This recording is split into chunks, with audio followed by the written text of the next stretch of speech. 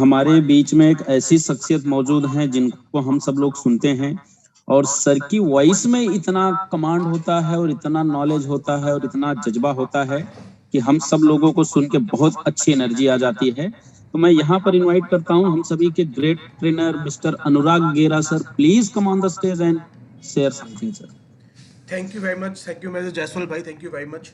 मैं देवराज जी के सवाल को थोड़ा सा दोबारा से डिटेल में बातचीत करना चाहूँगा, 2 से 3 मिनट लेते हुए केवल, क्योंकि ये सवाल बहुत इंपॉर्टेंट है। बहुत बार जब भी मैं लाइव ट्रेनिंग्स में भी जाता हूँ तो लोगों का ये सवाल होता है, तो मैं कुछ सवाल आप लोगों से भी पूछना चाहता हूँ।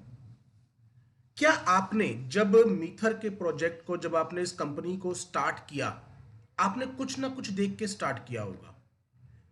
जब आपसे लोग सवाल पूछते हैं कि भाई फलां फलां कंपनी भाग गई, फलां फलां कंपनी भाग गई, मेरा केवल एक सवाल है, क्या कभी आपने रुककर अपने आप से पूछा कि वो कंपनी क्यों भागी? क्या देखिए, मैरिज और बिजनेस दोनों एक जैसे होते हैं। बहुत सारे लोगों के डाइवोर्स होते हैं, बहुत सारे लोगों के डाइवोर्स होते हैं, और बहुत सारी जो लाइफ है, बहुत सारी मैरिजेस बहुत सक्सेसफुली चल रही हैं। अब दोनों में विवाह हुआ था। मेरा सवाल यह है कि क्या आपने कभी रुककर बैठकर अपने आप से इस सवाल का आंसर ढूंढने की कोशिश करी कि जब एक ऑर्गेनाइजेशन भागती है तो उसके पीछे की क्या वजह रही? हम सिर्फ सवाल सुन के आ जाते हैं। चैलेंज क्या है? हम चाहते ये हैं कि बिजनेस मैं करूं, पैसा मैं कमाऊं, मगर उसके सारे के सारे आंसर्स मुझे कोई और देता रहे।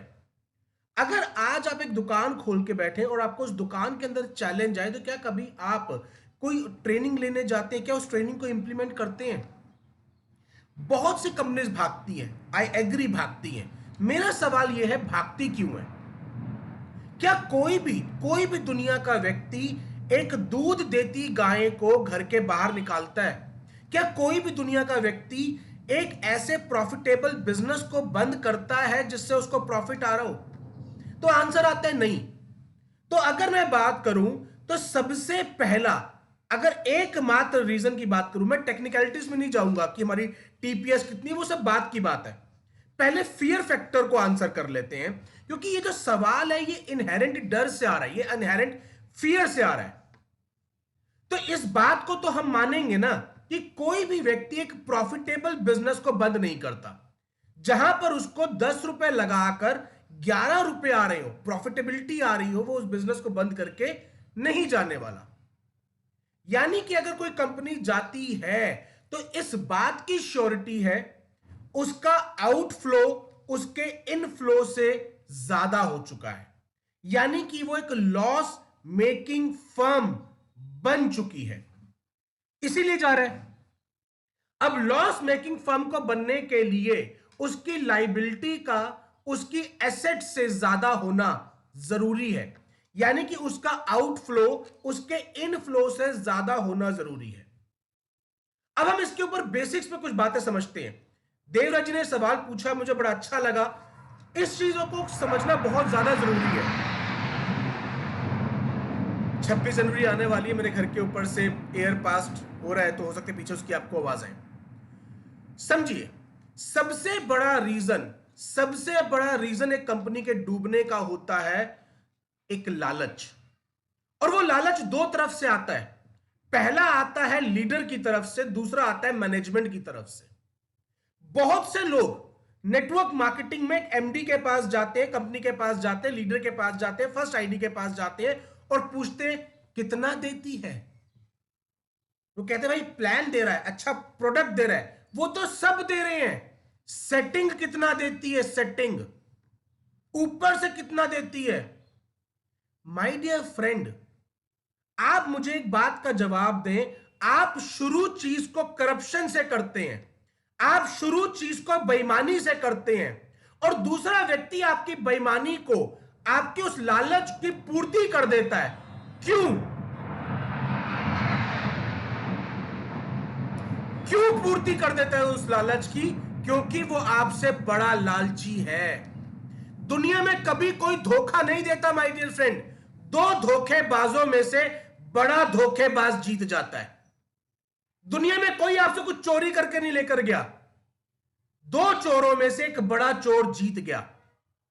रीजन, आपने एक रिश्ते की शुरुआत, एक बिजनेस की शुरुआत बेईमानी से शुरू करी, एक ऐसे व्यक्ति के साथ शुरू करी जिसने आपका मुंह बेईमानी से भरा, और आप फिर उम्मीद करते हैं कि वो व्यक्ति आपके साथ ईमानदार रहे। आपने सेटिंग मांगी, आपने चीजों को मांगा, आपने मांगा कि भैया मेरी अपलाइन कुछ कमा रही है मेरा बिजनेस से, तो एक काम कर अपने पैसे भी मुझको दे दे, तो अपना पेट काट के मेरा पेट भर दे, और जरूरत आने पर वो आपके साथ ईमानदार रहे। ये कैसे दोहरा मापदंड लेके आप चल रहे हैं? सबसे पहले जब मैंने इस ऑर्गेनाइजेशन को तय किया था, उसका केवल एक वजह थी, मैंने सेटिंग नहीं मांगी। दूसरा, मैंने यह देखा कि सेटिंग लोगों को मिलती है या नहीं मिलती। अगर नहीं मिल रही है, इसका मतलब यह कंपनी लॉन्ग टर्म चलने वाली है। दूसरी चीज, प्लान के अंदर क्या कोई ऐसी बातचीत है, अगर बिजनेस आना कम हो जाए या बिजनेस आना स्लो हो जाए तो वो कंपनी की गले की हड्डी बन जाए, क्या वो कंपनी की लाइबिलिटी बन जाएगी? माय डियर फ्रेंड, बहुत से ऐसे प्लान चलते हैं जिसमें बोला जाता है आपको मंथली 10% हम कमा के देंगे ही देंगे, गारंटी है। आप 10,000 रुपए लगा दीजिए, आपको 1,000 रुपए महीना आएगा। मेरा सवाल है, जरा इस बात को समझिएगा। कई लोग यहां पे नेटवर्क मार्केटिंग में हैं, कई लोग, क्या सभी नेटवर्क मार्केटिंग से ही बात कर रहा हूं मैं। एक बात मुझे बताइए, जब 1,000 रुपए, जब हम 10,000 रुपए कंपनी को देते हैं तो लगभग 50% का पे आउट डिस्ट्रीब्यूशन होता है। यानी कि 10,000 रुपए में से 5,000 रुपए तो इमीडिएटली डिस्ट्रीब्यूट हो गए। बचे हुए 5,000 में से कुछ पैसा तो उस सॉफ्टवेयर को रन करने में जा रहा होगा, उस कंपनी के एम्प्लॉयज को सर्व करने के लिए जा रहा होगा। 10% की मैं कॉस्टिंग मान लेता हूं, यानी कि 10,000 में से 10%, 1,000 रुपए उस सॉफ्टवेयर को मैनेज करने के लिए चले गए। अब जो व्यक्ति इतनी बड़ी कंपनी चला रहा है, 10% का प्रॉफिट तो वो भी रखेगा जब 50% आपके साथ शेयर कर रहा है। यानी कि 10,000 रुपए में से 1,000 रुपए चले गए उस प्रॉफिटेबिलिटी के अंदर, बचे हैं 3,000 रुपए। कुछ सरकारी टैक्स में कुछ प्रोडक्ट लेकर आ रहा है, चीजें वो रख रहा है, सॉफ्टवेयर को मैनेज कर रहा है, उसके खर्चे हो रहे हैं, मैनेजमेंट खर्चे हो रहे हैं, सॉफ्टवेयर को रन करने के खर्चे हो रहे हैं। 10-15% उसमें भी चला जाता है। कंपनी के पास हार्डली उस 10,000 रुपए में से 1,000 से 2,000 रुपए बचते हैं। अब एक कंपनी आपको कमिट कर रही है कि मैं आपके 10,000 रुपए के ऊपर 1,000 रुपए महीना पे करूंगी। आपको देखने में 10% लग रहा है कि 10% का पे आउट है। माय डियर फ्रेंड, अगले व्यक्ति को 100% का जनरेशन करना है हर महीने। उसके पास बचा ही 1,000 रुपए है, और उस 1,000 पे आपको 1,000 वापस करना है।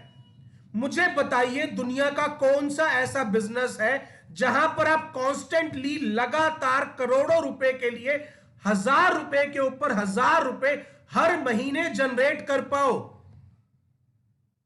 हम अपने प्रो बोर्ड में भी कह रहे हैं भाई 10% बोलना, लॉस भी हो सकता है, मगर हां एवरेज आउट करके 8 से 10%, 12% का ये रिटर्न आपको दे देगा। माय डियर फ्रेंड, 100%, 1,000 रुपए के ऊपर 1,000 रुपए लगातार हर महीने, कैसे, कहां से आएगा वो बिजनेस आइडिया? और अगर एक ऐसा बिजनेस आइडिया है तो उसको आपको और मेरे पास आने की क्या जरूरत है?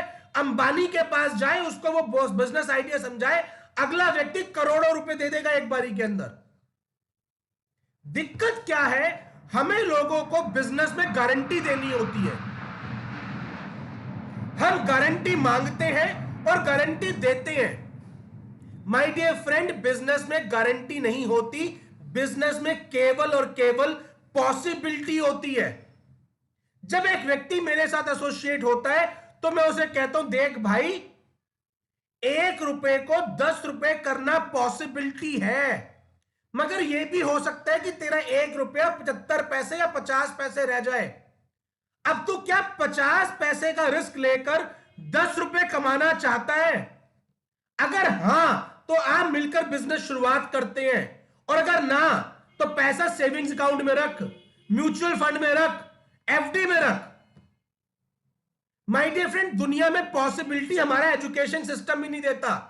लाखों रुपए खर्च करने के बाद 22 साल 25 साल पढ़ाई करने के बाद हमारे को कोई सिस्टम, कोई एजुकेशन सिस्टम जॉब की गारंटी नहीं देता।